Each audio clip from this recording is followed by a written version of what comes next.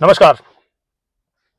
Channel पर आपका स्वागत है। चैनल पर नए हैं तो चैनल को सब्सक्राइब कर लें और बेल आइकन दबाएं ताकि सारे वीडियो मिले आपको। और आपसे रिक्वेस्ट है सब्सक्राइब जरूर करें चैनल को।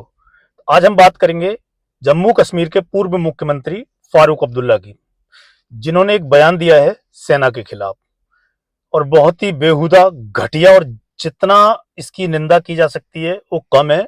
और एक बहुत ही बेहुदा बयान दिया है जो हमारी सेना को एक अपमान करने के लिए उन्होंने ऐसा बयान दिया है। और टाइम टाइम पे नेताओं ने हमारी सेना को अपमान किया है। जैसे कांग्रेस के भी कुछ नेताओं ने बोला था कि जो सेना अध्यक्ष होते हैं वो गली के गुंडे की जैसा होता है, या अभी जो फारूक अब्दुल्ला ने बोला है। तो इन्होंने हमेशा टाइम टाइम पर सेना का बदनाम किया है, उनका मनोबल तोड़ने का काम किया है। सेना ने जब सर्जिकल स्ट्राइक करी थी या एयर स्ट्राइक करती, तभी भी इन्होंने सेना के मनोबल को तोड़ने का काम किया था, सेना को नीचा दिखाने का काम किया था। अभी भी इन्होंने सेना को नीचा दिखाने का काम किया है। पूर्व मुख्यमंत्री हैं जम्मू कश्मीर के और नेशनल कॉन्फ्रेंस के अध्यक्ष हैं। उनके जो पिताजी थे वो भी जम्मू कश्मीर के मुख्यमंत्री रह चुके हैं, और एक टाइम पे जब प्रधानमंत्री बनाया जाता था जम्मू कश्मीर में तो वो वहां के प्रधानमंत्री भी रह चुके हैं।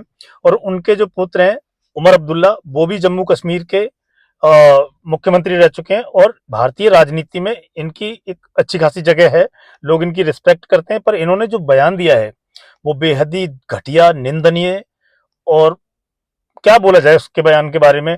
और जो लोग सेना को प्यार करते हैं, सेना की रिस्पेक्ट करते हैं, मुझे तो लगा कि सारी राजनीतिक पार्टी जो भी हैं वो कुछ बोलेंगी, कुछ अपनी प्रतिक्रिया देंगी इसके ऊपर, पर किसी की प्रतिक्रिया ज्यादा नहीं आई है।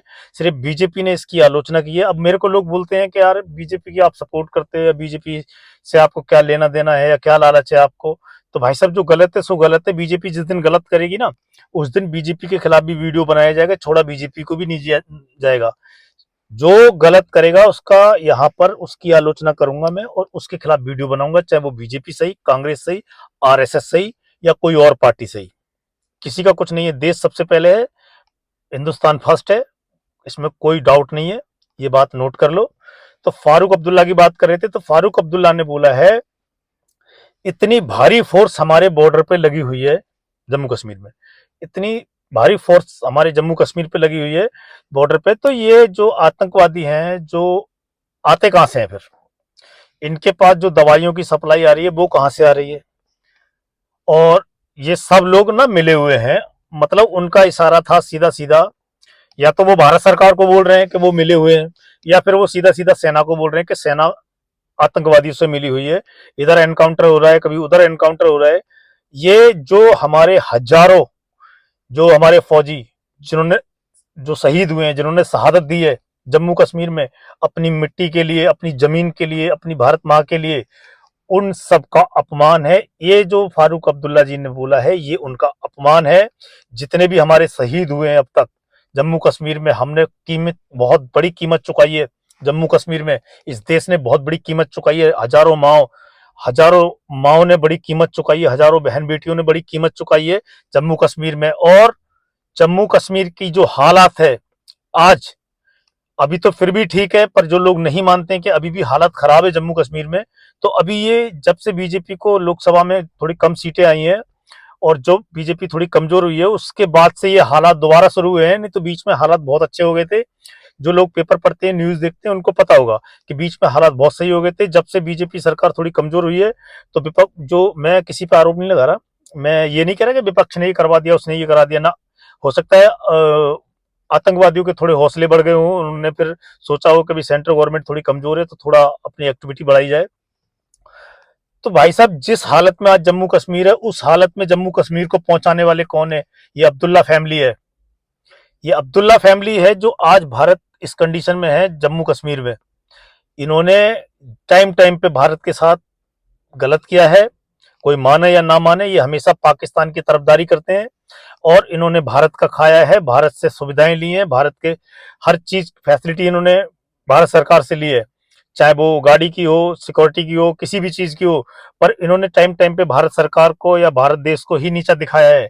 और आज भी मुझे लगता है कि ये पाकिस्तान की ही भाषा बोल रहे हैं। ये बहुत ही निंदनीय बयान है।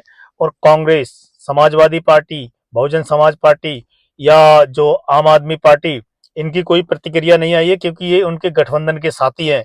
और आप एक बात नोट कर लो, इनके गठबंधन के साथी, इंडिया गठबंधन के जो भी साथी हैं, अगर वो कोई गलत बयानबाजी करते हैं और कुछ गलत बयान देते हैं, तो जो बाकी की पार्टियां हैं वो उनको, उनके बयान की कोई निंदा नहीं करेंगी, कोई भर्त्सना नहीं करेंगी और उसके बारे में कोई प्रतिक्रिया नहीं देंगी। जैसे ही अगर एनडी गठबंधन वाला, एनडीए वाला का अगर कोई भी पार्टी या फिर बीजेपी अगर कोई गलत बयानबाजी करता है, कोई नेता चाहे छोटा ही नेता हो, उस पे सारी पार्टियां एकजुट होकर टूट पड़ती हैं। अब फारूक अब्दुल्ला के लिए बोलने वाला कोई नहीं है, और मैं बता रहा हूं कि ये फारूक अब्दुल्ला ने ही और इनके पिताजी ने ही जम्मू कश्मीर को इस हालत में पहुंचाया है। और ये संविधान की बात करते हैं तो जम्मू कश्मीर में मैं बता दूं आपको, ना तो SC ST को आरक्षण है इनके शासन में। अब का मुझे, अब कभी इन्होंने, जब ये मुख्यमंत्री थे, फारूक अब्दुल्ला थे, शेख अब्दुल्ला थे या फिर उमर अब्दुल्ला थे, इन्होंने कभी SC ST को आरक्षण नहीं दिया है। वो संविधान दम तोड़ देता था जम्मू कश्मीर में।